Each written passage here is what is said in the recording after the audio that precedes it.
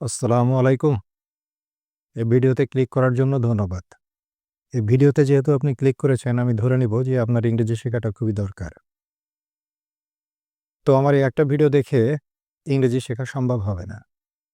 আমার এই ভিডিওগুলো যতগুলো আমি আপলোড করব, নিয়মিত দেখতে হবে, আমার ক্লাসগুলোর সাথে থাকতে হবে। ভিডিও দেখার শুরুতে খাতা কলম নিয়ে বসতে হবে। যেভাবে নির্দেশনা দিই, সেই নির্দেশনাগুলো মানতে হবে, তাহলেই কেবল ইংরেজি শেখা সম্ভব। যদি ইংরেজি শিখতে আগ্রহী হন, যদি অনেকগুলো ভিডিও যদি দেখতে আগ্রহী থাকেন আমার সঙ্গে, তাহলে এই ভিডিওটা দেখুন অথবা ভিডিওটা ছেড়ে চলে যান। কারণ এই একটা ১৫-২০ মিনিটের ভিডিও দেখে ইংরেজি শেখা সম্ভব হবে না। কিন্তু এই একটা ১০ মিনিট ১৫ মিনিটের ভিডিও যদি আপনি নিয়মিত দেখতে থাকেন, তাহলে আপনি অবশ্যই ইংরেজি শিখতে পারবেন। এটুকু নিশ্চয়তা আমি দিচ্ছি ইনশাআল্লাহ। তো আসেন আজকে আমরা নতুন ক্লাস শুরু করি। নতুন ক্লাসে আমরা কি করব? এই যে বড় একটা বাক্য লেখা আছে, সেই বাক্যটাকে আমরা বোঝার চেষ্টা করব যে বাক্যটা কিভাবে গঠন হয়েছে। সেই বাক্যটাকে আমরা ভেঙে, ভেঙে বুঝবো। পার্টস অফ স্পিচ কি আছে সেগুলো জানবো এবং এরকম বাক্য আরো কিভাবে গঠন করা যায় সে বিষয়গুলো আমরা দেখব। ১ম এ বাক্যটার অর্থ পড়ি আগে। অর্থটা বোঝার চেষ্টা করি। এখানে যে বাক্যটা লিখেছি এটা লেখার পেছনে একটা কারণ আছে। কারণ এখানে যে মেসেজটা দেওয়া হচ্ছে সেই মেসেজটা গুরুত্বপূর্ণ। এখানে বলছে গেটিং আপ আর্লি, সকাল, সকাল ঘুম থেকে ওঠা হলো এ গিফট, একটা উপহার। You can give to yourself, যেটা আপনি নিজেই নিজেকে দিতে পারেন। ফিউ ডিসিপ্লিনস, কিছু শৃঙ্খলা, কিছু নিয়মকানুন, হ্যাভ, কিছু নিয়মকানুনের আছে, দ্য পাওয়ার, শক্তি, ক্ষমতা, টু ট্রান্সফর্ম ইয়োর লাইফ, আপনার জীবনকে পরিবর্তন করে দেওয়ার। তার মানে সকাল, সকাল ঘুম থেকে ওঠাটা খুবই গুরুত্বপূর্ণ এবং সকাল, সকাল ঘুম থেকে ওঠা মানে নিজেই নিজেকে একটা গিফট দিয়ে দিলাম বা উপহার দিয়ে দিলাম। এবং কিছু, কিছু নিয়ম শৃঙ্খলার ক্ষমতা আছে যেটা নিজের জীবনকে পরিবর্তন করে দিতে পারে। সেরকমই একটা নিয়ম শৃঙ্খলা হলো সকাল, সকাল ঘুম থেকে ওঠা। এই অভ্যাসটা যদি কারো থাকে তার জীবন পাল্টাবে আশা করা যায়। আচ্ছা, এবার আমরা বুঝি। ১ম এই শুরু হয়েছে গেটিং আপ আর্লি। আমরা এই অংশটা বুঝব। গেটিং আপ আর্লি, এখন ১ম এই ভার্বের আইএনজি গেট আপ। আমরা জানি যে গেট আপ এই দুটো মিলে হয় ঘুম থেকে ওঠা।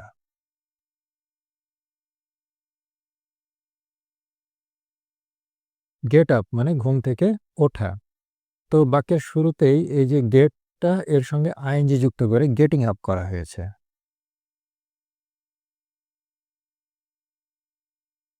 গেটিং আপ করা হয়েছে কেন?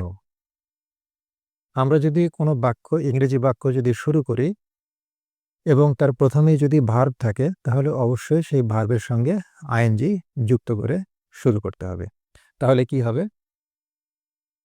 কেন শুরু করতে হবে? কারণ এটা নিয়ম। কেন শুরু করতে হবে? এর উত্তর হলো এটা নিয়ম। কি নিয়ম? যে আমি যদি কোনো বাক্য ভার্ব দিয়ে শুরু করি তাহলে আমাকে ভার্বের সঙ্গে আইএনজি যুক্ত করে শুরু করতে হবে। তাহলে কি হয়? এই যে গেটিং, এটাকে বলা হয় জিরান্ড। এখন জিরান্ড কি জিনিস আমরা এখানে এত বেশি বুঝব না, খুব সামান্য ব্যাখ্যা করব।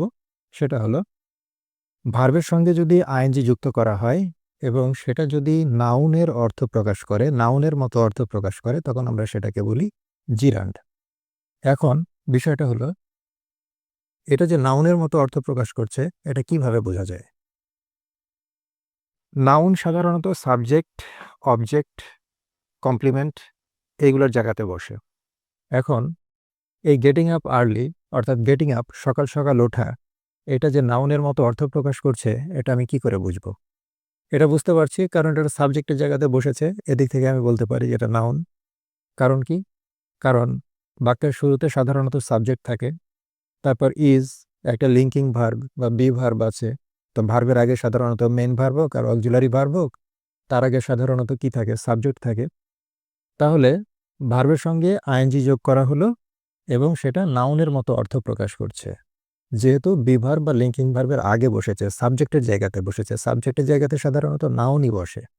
তাহলে ভার্বের সঙ্গে আইএনজি যোগ করা হলো এবং এটা নাউনের মতো অর্থ প্রকাশ করছে, তাহলে সেটাকে জিরান্ড বলে। এই জিরান্ড সম্বন্ধে আমরা আরো বিস্তারিত আলোচনা করব পরে, যখন জিরান্ড পড়ানো হবে, বোঝানো হবে তখন। এখন যতটুকু জিরান্ড বললাম এতটুকু বোঝাটাই যথেষ্ট। আচ্ছা, তাহলে এখানে মূল যে জিনিসটা, যে আমরা যদি কোনো ইংরেজি বাক্য শুরু করতে চাই এবং তার প্রথমেই যদি ভার্ব থাকে, তাহলে ভার্বের সঙ্গে আমরা আইএনজি যুক্ত করে শুরু করব। এটা কিন্তু একটা রাইট ফর্ম অফ ভার্বের মতো হয়ে গেল। আমরা যে পরীক্ষায় যে রাইট ফর্ম অফ ভার্ব আসে, সে রাইট ফর্ম অফ ভার্ব। যদি ভার্বের মেন ফর্ম ব্র্যাকেটের মধ্যে দিয়ে একটা বাক্য শুরু করে, তখন আমরা কি করব, সেই বাক্যটার সেই ভার্বের মেন ভার্বের সঙ্গে আইএনজি যুক্ত করে যদি আমরা বাক্যটা লিখে দিই, রাইট ফর্ম অফ ভার্ব হয়ে যাওয়ার সম্ভাবনা, কারেক্ট হয়ে যাওয়ার সম্ভাবনা অনেক বেশি। সবসময় যে হবে তা না, কিন্তু বাক্য অনুযায়ী যদি দেখা যায় যে এটা নাউনের জায়গাতে বসানো দরকার এবং একটা লিঙ্কিং ভার্ব আছে বা বি ভার্ব আছে, তার আগে গেট দেওয়া আছে ব্র্যাকেটের মধ্যে, তাহলে আমরা আইএনজি যুক্ত করে আমরা ওই রাইট ফর্ম অফ ভার্বটা করতে পারি। তাহলে আমাদের মেন জিনিসটা বোঝা গেল যে ভার্ব দিয়ে কোনো বাক্য শুরু হলে আমরা তার সঙ্গে আইএনজি যুক্ত করে দেব। তাহলে getting up early, getting up early এর অর্থ হলো সকাল সকাল ঘুম থেকে ওঠা বা ভোরে ঘুম থেকে ওঠা। এখন এরকম করে আরো কিছু বাক্য তৈরি করা যায়। Getting up early, getting up early যদি সকাল সকাল ঘুম থেকে ওঠা হয়, তাহলে আমি যদি বলি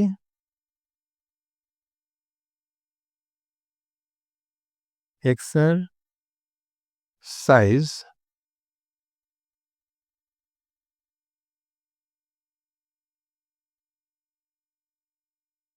regularly, exercise regularly is good for health. বাক্যটা কি কারেক্ট হলো? বাক্যটা কারেক্ট হলো? হলো না। কেন হলো না? কারণ এক্সারসাইজ হচ্ছে একটা ভার্ব। এক্সারসাইজ বলতে আমাদেরকে বোঝানো হয় ব্যায়াম করা। আমি বলতে চাচ্ছি নিয়মিত ব্যায়াম করা ইজ হলো গুড ফর হেলথ, স্বাস্থ্যের জন্য ভালো। তো আমি তো একটু আগেই বললাম যে আমি যদি কোনো বাক্য, ইংরেজি বাক্য যদি আমি মেইন ভার্ব দিয়ে যদি শুরু হয়, বেস ফর্ম দিয়ে যদি শুরু হয়, তাহলে আমাদেরকে তার সঙ্গে আইএনজি যুক্ত করে দিতে হবে, তাহলে সেটা কারেক্ট হবে। কেন আইএনজি যুক্ত করতে হবে? কারণ এটাই নিয়ম। ভাষাটা এভাবেই ইংরেজরা বলে, এটা নিয়ম। তাহলে আমাকে এটা কি করতে হবে? এক্সারসাইজ হবে না, এখানে আমাকে করতে হবে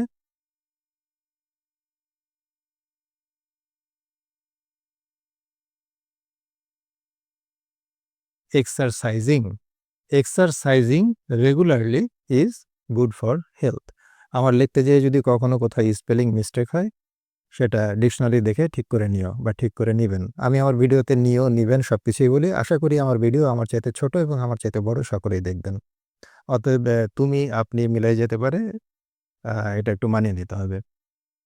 exercising regularly is good for health, বাক্যটা ভি আইএনজি দিয়ে শুরু হলো, এরকম। আচ্ছা, এটা কিন্তু এটার মতোই, গেটিং আপ আর্লি, সকাল সকাল ঘুম থেকে ওঠা। আমি যদি আর একটা উদাহরণ লিখি, যে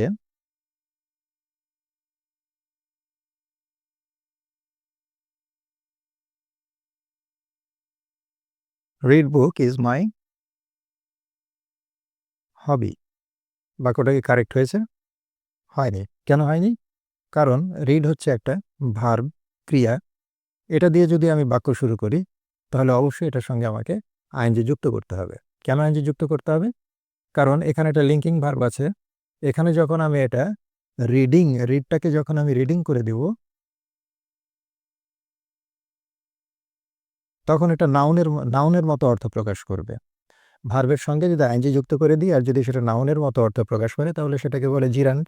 এটা নাউনের মতো অর্থ প্রকাশ করবে কেন? কারণ এটা একটা লিঙ্কিং ভার্বের আগে অবস্থান করছে, সাবজেক্টের জায়গাতে অবস্থান করছে। এই কারণে এটা নাউন বোঝাচ্ছে। তাহলে আমি যদি বলি রিড বুক ইজ মাই হবি, হবে না। আমাকে কি করতে হবে? রিডের সঙ্গে আইএনজি যুক্ত করে দিতে হবে।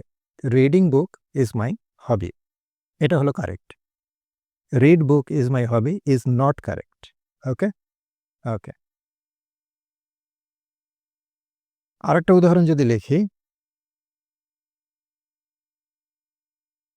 Drive a car is enjoyable. বাক্যটা কি কারেক্ট? বাক্যটা কারেক্ট নয়। সঠিক বাক্যটা কারেক্ট কি হবে এটা আমাকে কমেন্টে লিখে জানাবে। ওকে, কমেন্টে লিখে জানালে কি হবে, আমি বুঝবো যে আমি যেটা বোঝাচ্ছি তোমরা সেটা বুঝতে পারছো। ওকে, তাহলে গেটিং আপ আর্লি এখানে কেন আইএনজি দিয়ে শুরু হলো জিনিসটা, এটা আমরা বুঝলাম। Getting up early is a gift. এখন একটু ইজ নিয়ে কথা বলি আমরা। হ্যাঁ, ইজ সাধারণত আমরা বলে থাকি be verb. Am, is, are, was, were, এগুলোকে আমরা বি ভার্ব বলি। এগুলোকে ইজ, এই এম, ইজ, আর এগুলোকে আবার লিঙ্কিং ভার্বও বলা হয়।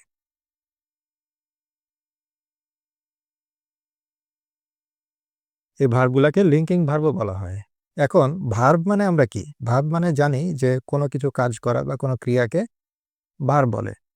এখন এই লিঙ্কিং ভার্বগুলো এমন জিনিস যে এগুলো দ্বারা কোনো কাজ করা বোঝায় না, কোনো কাজ করা বোঝায় না, বরং এগুলো দ্বারা কোনো কিছুর সমতা বোঝায়, কোনো কিছুর দুইটা জিনিসের সমতা বোঝায়। সমতা বোঝায় মানে কি? সমান হওয়া বোঝায়। কেমন? যেমন এখানে আমরা এই বাক্যটা বুঝি। এখানে বলছে getting up early is a gift, একটা উপহার। সকাল সকাল ঘুম থেকে ওঠা হলো একটা উপহার। এই যে বাংলাতে আমরা বলি হলো, সেই ইংরেজিতে ওই হলোর জায়গাতে বসানো হয় ইজ, এম, আর। এখন সমতা বোঝায় কিভাবে? এখানে বলছে getting up early is a gift, সকাল সকাল ঘুম থেকে ওঠা হলো একটা উপহার। তার মানে সকাল সকাল ঘুম থেকে ওঠা একটা উপহারের সমান। এই যে একটা সমতা বোঝালো। এই এম, ইজ, আর দিয়ে সাধারণত সমতা বোঝানো হয়। যেমন আমি যদি বলি আই অ্যাম গুড, আমি ভালো। এই যে এই এম, এটা একটা linking verb. Am, is, are linking verb বা বি ভার্ব, এরা সমতা বোঝায়, এরা কোনো মেইন কাজ করা বোঝায় না। যেমন গেট আপ মানে ঘুম থেকে ওঠা, ঘুম থেকে ওঠা একটা সরাসরি একটা কাজ বোঝায়।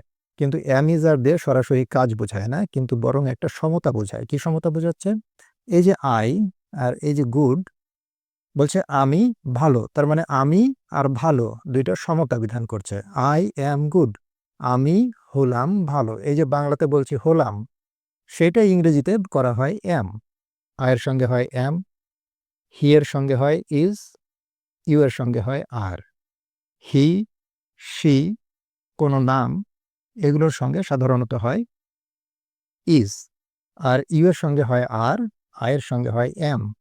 এই এম, ইজ, আর এগুলো বাংলাতে যেমন আমরা বলি আমি ভালো, আমি হলাম ভালো, বা আমি হই ভালো, এই যে হলাম, হই, এগুলোই ইংরেজিতে এম, ইজ, আর। তো যেটাতে আমি ছিলাম যে এম, ইজ, আর গুলোকে লিঙ্কিং ভার্ব বলে। লিঙ্কিং ভার্বগুলো সরাসরি কাজ করা বোঝায় না, কিন্তু দুইটার সমতা বিধান করে। তাহলে আমরা লিঙ্কিং ভার্ব কি জিনিস আমরা বুঝলাম। ওকে, ফাইন। তাহলে getting up early is a gift, এই যে আমি বলছি যে সকাল সকাল ঘুম থেকে ওঠা হলো একটা উপহার, এ গিফট। আচ্ছা, আমাদের এইটুক বোঝা হলো।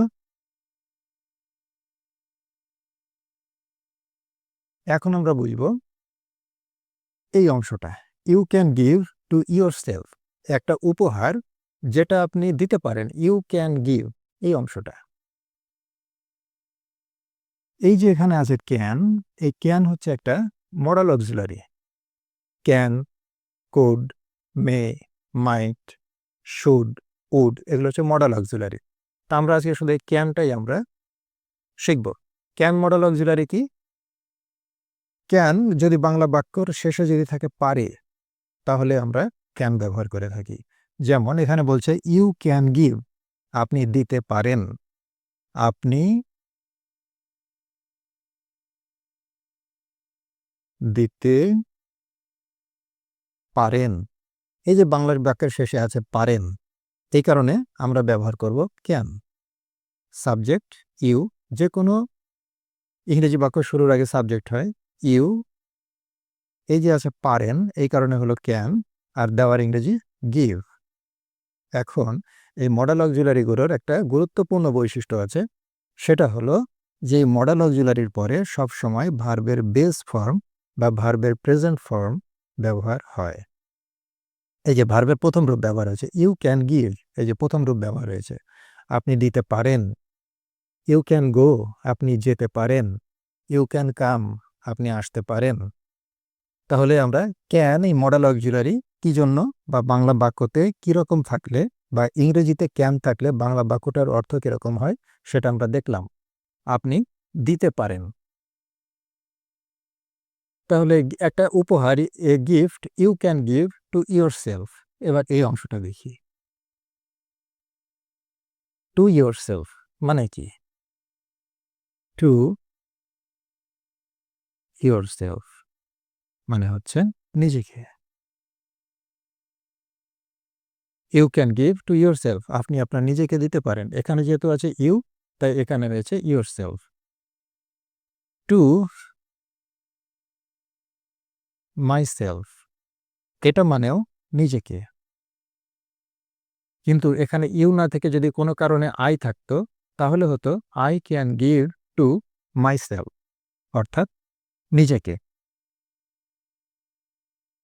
আচ্ছা, তাহলে এই উপরের যে পুরো বাক্যটা ছিল সেটা আমাদের বোঝা হয়ে গেল। ওকে, আসি এবার। এখানে বলছে ফিউ ডিসিপ্লিনস হ্যাভ দ্য পাওয়ার। আমরা এবার একটু এই হ্যাভ নিয়ে আলোচনা করব। হ্যাভ একটা মেন ভার্ব, কখনো কখনো অক্সিলারি ভার্ব, কখনো কখনো অক্সিলারি ভার্ব বা মেন ভার্ব না হিসাবে ব্যবহার হয়। কিন্তু এখানে আমরা বাংলা বাক্যটা বুঝি, তাহলে বুঝবো যে হ্যাভটা কেন ব্যবহার করা হয়েছে। আমরা সাধারণত বাংলা বাক্যের মধ্যে যদি থাকে আছে, তাহলে আমরা হ্যাভ অথবা হ্যাজ ব্যবহার করে থাকি। হ্যাভ অথবা হ্যাজ ব্যবহার করি যদি বাংলা বাক্যর মধ্যে আছে বা থাকে থাকে তাহলে। যেমন বলছে ফিউ ডিসিপ্লিনস, ডিসিপ্লিনস মানে নিয়ম শৃঙ্খলা, এগুলোকে বলা হচ্ছে ডিসিপ্লিনস। বলছে কিছু ডিসিপ্লিনস, কিছু নিয়মের, ফিউ ডিসিপ্লিনস হ্যাভ দ্য পাওয়ার, কিছু ডিসিপ্লিনের আছে ক্ষমতা, বা কিছু ডিসিপ্লিনের বা কিছু নিয়ম কানুনের আছে শক্তি। এখন হ্যাভ, যেমন আমি যদি বলি যে আমার আছে, তাহলে হবে আই হ্যাভ। যদি বলি তোমার আছে, তাহলে হবে ইউ হ্যাভ। কিন্তু আবার যদি বলি আমাদের আছে, তাহলেও হবে উই হ্যাভ। তাহলে আমার, আই, উই, ইউ, এগুলোর ক্ষেত্রে হচ্ছে হ্যাভ। কিন্তু যদি হি, শি অথবা যে কোনো নাম থাকে, তাহলে আমাদেরকে ব্যবহার করতে হবে হ্যাজ। আমি যদি বলি রহিমের আছে, রহিম হ্যাজ। সুমনের আছে, সুমন হ্যাজ। যদি বলি তার একটি কলম আছে, তাহলে হবে হি হ্যাজ এ পেন। আর যদি বলি আমার একটি কলম আছে, তাহলে হবে আই হ্যাভ এ পেন। আমাদের একটি কলম আছে, উই হ্যাভ এ পেন। তাদের একটি কলম আছে, দে হ্যাভ এ পেন। কিন্তু শুধুমাত্র হি, শি আর যে কোনো নাম, এই ক্ষেত্রে হবে হ্যাজ। তাহলে আমরা হ্যাভ যখন ইংরেজি বাক্যের মধ্যে থাকবে, আমরা বুঝবো বাংলা বাক্যতে হবে আছে অথবা থাকে। তাহলে এটার ইংরেজি অর্থ আমি কি করতে পারি? ফিউ ডিসিপ্লিনস হ্যাভ দ্য পাওয়ার, কিছু নিয়ম কানুনের আছে শক্তি, বা কিছু নিয়ম কানুনের থাকে শক্তি বা ক্ষমতা, টু ট্রান্সফর্ম ইয়োর লাইফ। এই যে এই অংশটা এবার একটু আমরা ভালো করে বুঝবো।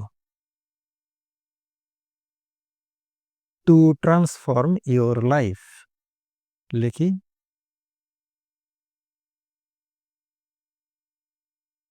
টু ট্রান্সফর্ম ইয়োর লাইফ এর অর্থ হলো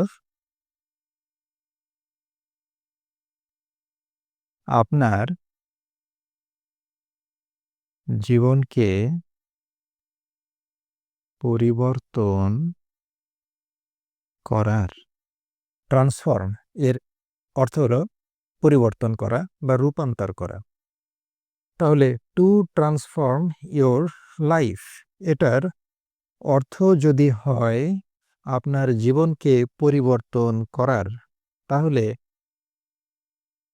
অর্থাৎ এটা মনে রাখতে হবে যে ইংরেজিটা যদি হয় টু ট্রান্সফর্ম ইওর লাইফ, তাহলে অর্থটা হবে আপনার জীবনকে পরিবর্তন করার, এরকম। তাহলে এরকম কিছু বাক্য আমি তৈরি করি এবং তারপরে উদাহরণ দিই, তাহলে আরো বেশি ভালো করে বোঝা যাবে। কিন্তু বাক্যটা যখন তৈরি হয়েছে, এটা একটা জিনিস খেয়াল করতে হবে, এই যে টু, এটা একটা প্রিপোজিশন, এবং এই যে ট্রান্সফর্ম, এটা একটা ভার্ব, এটা কিন্তু ভার্বের বেস ফর্ম বা ভার্বের প্রেজেন্ট ফর্ম।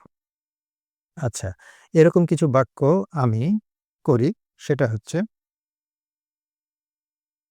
যদি বলি to learn a new language, to learn a new language, এটার অর্থটা তাহলে কি হবে? এটার মতোই। এটা যদি হয় আপনার জীবনকে পরিবর্তন করার, তাহলে কি হবে? To learn a new language, এর অর্থ হবে একটা নতুন ভাষা শেখার, একটা নতুন ভাষা শেখার।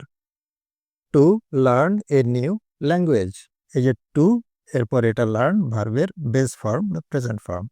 এখন এটাকে যদি আমি একটা নতুন একটা বাক্য তৈরি করতে চাই, আমি যদি বলি আমার নতুন ভাষা শেখার ক্ষমতা আছে, বা আমার নতুন ভাষা শেখার সামর্থ্য আছে, তাহলে তার কি হবে? আমার আছে, আই হ্যাভ, সামর্থ্য, ability, I have ability to learn a new language. এই যে আই হ্যাভ, আমার আছে, অ্যাবিলিটি, সামর্থ্য, টু লার্ন, শেখার, এ নিউ ল্যাঙ্গুয়েজ, একটা নতুন ভাষা। এটাকে আমরা যখন বাংলাতে একসঙ্গে বলি, তখন আমরা এইভাবে বলি, আমার একটা নতুন ভাষা শেখার সামর্থ্য আছে বা ক্ষমতা আছে। I have ability to learn a new language. আমি আর একটা উদাহরণ দিব।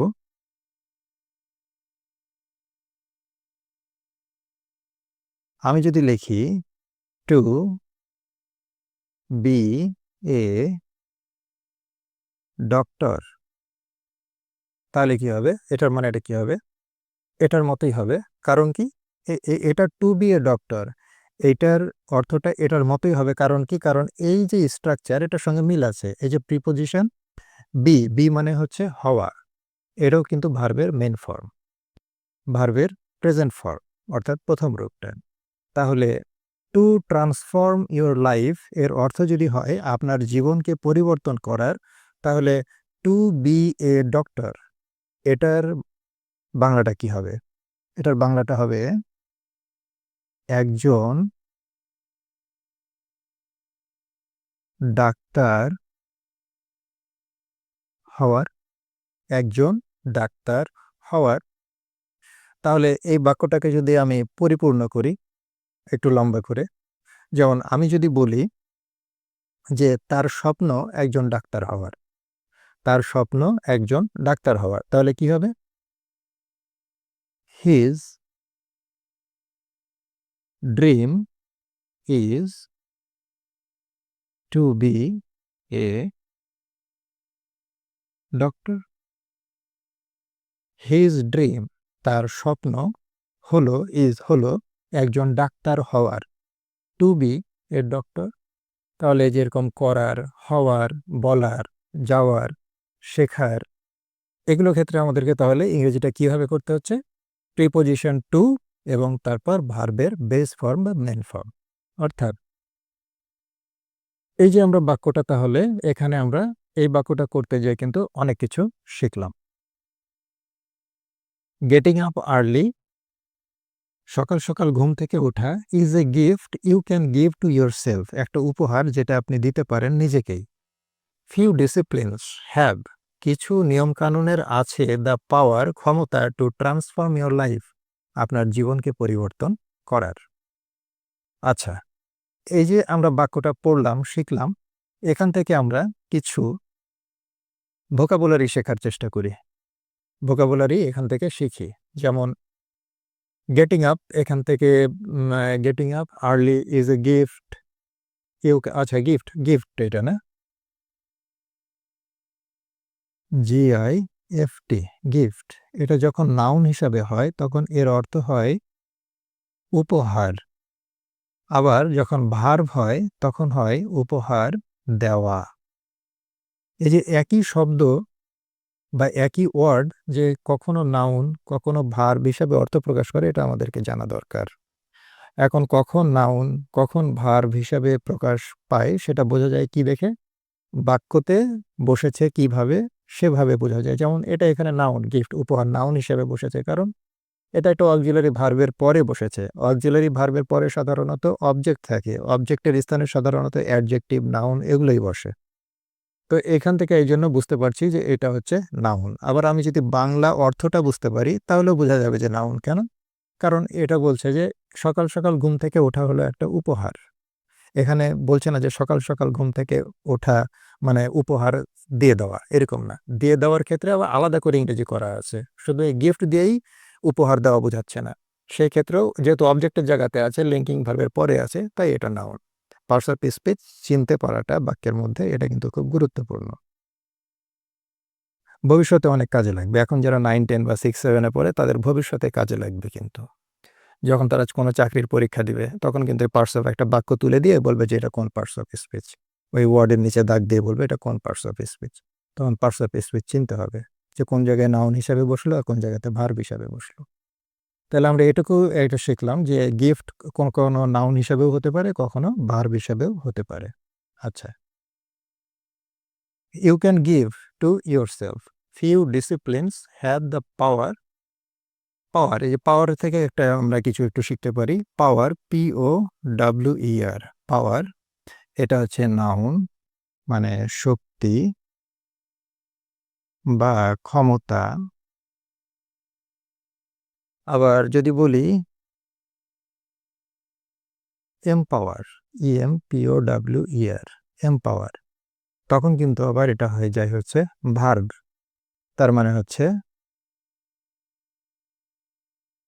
ক্ষমতায়িত করা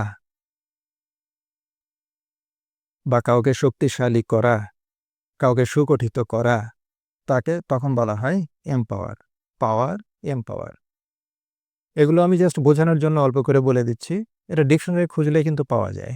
যদি কখনো কোনো ভোকাবুলারি শিখতে হয় বা নতুন কোনো ভোকাবুলারি তোমাদের সামনে এসে যায়, ধরো পাওয়ার এটাই তোমাদের সামনে আসলো, তখন এই পাওয়ার শব্দটা ডিকশনারিতে বের করবে। ডিকশনারিতে বের করলে তখন দেখবে এটার আশেপাশে যে আরও যে বিভিন্ন পার্টস অফ স্পিচ আছে ওই ওয়ার্ডের উপরে নিচে বা ভিতরে দেওয়া থাকে, তখন উচিত হলো আমাদের সেই সকল পার্টস অফ স্পিচগুলো শিখে নেওয়া। পাওয়ার মানে শক্তি শুধু আমি জানলাম, কিন্তু এমপাওয়ার মানে কি সেটা আমি জানলাম না, তাহলে হয় না। পাওয়ার মানে শক্তি, এটুকু যদি জানা যায়। এমপাওয়ার মানে ক্ষমতায়িত করা বা কাউকে শক্তিশালী করা, এটা শিখে নেওয়াটাও খুব সহজ, একটু চেষ্টা করলেই। আচ্ছা, টু ট্রান্সফর্ম ইওর লাইফ, এই যে আমি আর লিখবো না। ট্রান্সফর্ম, ট্রান্সফর্ম মানে হচ্ছে রূপান্তর করা বা পরিবর্তন করা। আর ট্রান্সফরমেশন এটা হচ্ছে নাউন, রূপান্তর বা পরিবর্তন। ট্রান্সফরমার, ট্রান্সফরমার যে পরিবর্তন করে বা যে রূপান্তর করে তাকে বলে ট্রান্সফরমার। তো এই হচ্ছে বিষয়। তো আজকে আমাদের ক্লাস এটাই ছিল। আমরা এখান থেকে দেখলাম কিভাবে লম্বা বাক্য পড়তে হয়, কিভাবে বুঝতে হয়, কিভাবে ভোকাবুলারি শিখতে হয়। ঠিক আছে, ধন্যবাদ। আজকের ক্লাস এখানেই শেষ করলাম।